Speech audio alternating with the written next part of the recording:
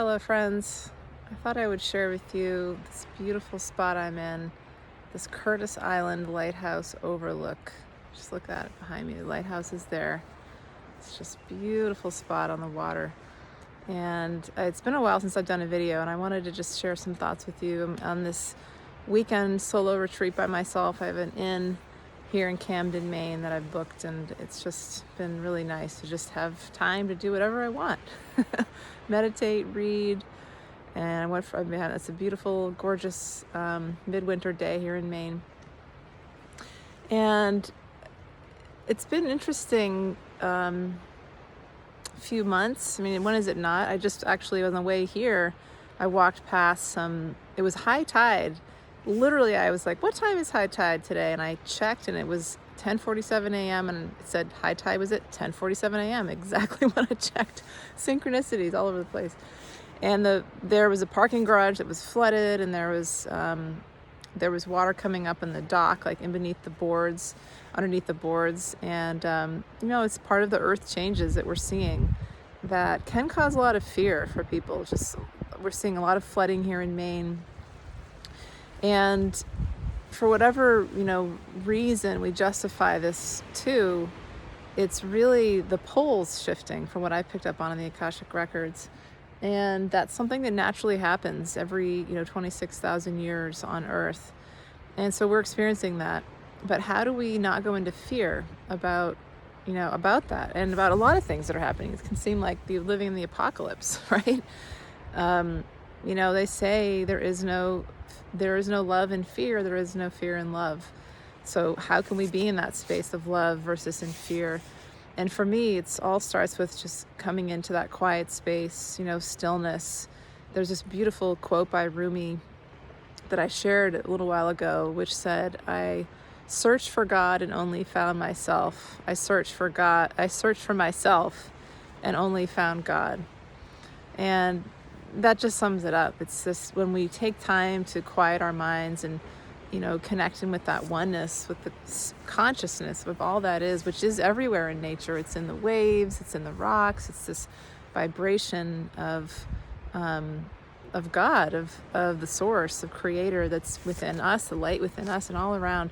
We start to feel this sense of peace and of stillness and of oneness. And I've been experiencing that more and more in my life, just a feeling of flow. And I've done a lot of inner work, clearing away my own blocks, past lives, inner child stuff. And I've been so blessed to be helping a lot of people, being very busy doing that. And it's just an honor to be of service in that way and to be supporting my children, homeschooling them, my husband, connecting with this amazing man who is my husband and who supports me unconditionally. I just, it feels, almost like too good to be true. And that's part of my ego stuff is like, is it too good to be true? Is this all too good to be true? And that's, one of the stories that, I sometimes carry is like, when's the other shoe going to drop, And that's probably old programming. I'm sure it is. So I've been doing a lot of time this weekend in my Akashic Records, spending time going in, just looking in what's in there. What does my eternal soul want me to know? What are the patterns in my life that I can break from past lives? And when I see clients, it's interesting because it's not, obviously I'm not a therapist, I'm a hypnotherapist, but what I look for is the immortal soul's patterns. So, looking for patterns in their life and then looking at past life patterns about what they've carried into this life. It's pretty cool.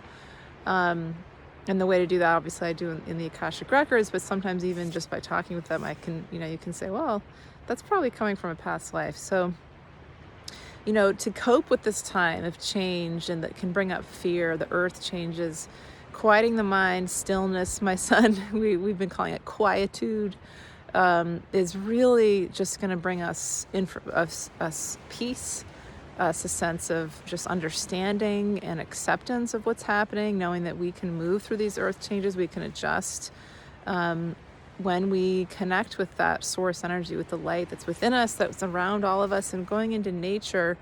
As much as we may see the changes in nature, what can we appreciate about the earth and really honor the earth as she is and all the expressions of the earth with the animals, with the birds.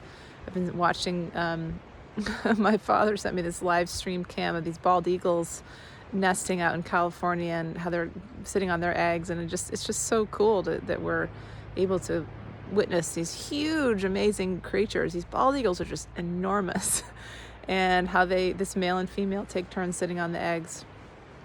So honoring nature and respecting nature and learning more about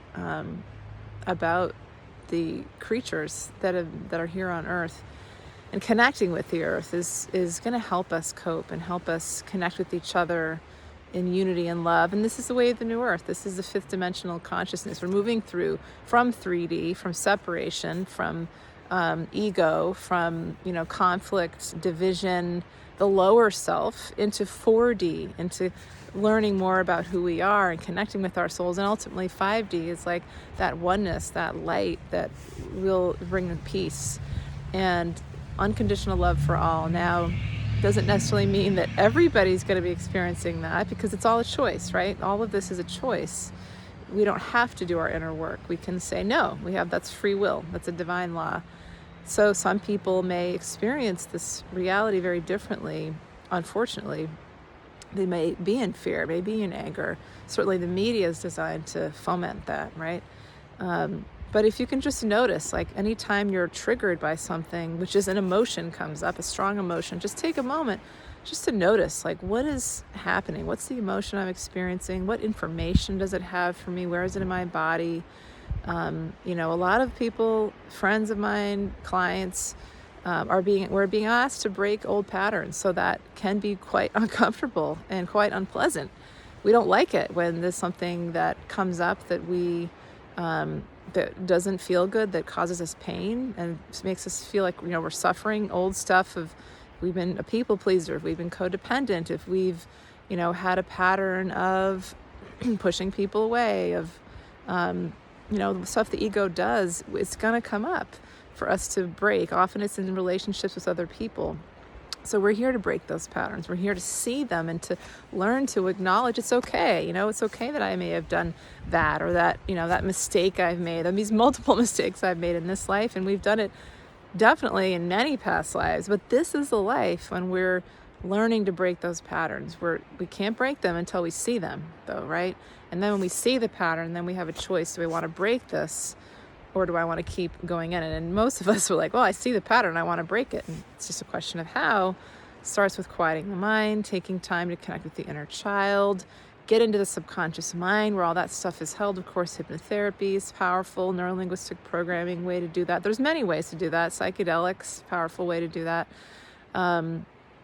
And connecting with divine light, with sources of love, connected to God, angels, God, spirit guides, ascended masters. They're here to help us. So all of these things are what I am blessed to, share with others. And of course, I wrote about it in my book. And I am going to be teaching a hypnotherapy certification class soon, teaching people how to become hypnotherapists and help other people do that. I'm in the middle of an intuitive guide program, which is just awesome, with 9 people who are going deep into learning about, breaking their own patterns and learning how to share light with others. And soon I'll be teaching an Akashic Records class, a deep dive into intuition, and more than I've done before, actually.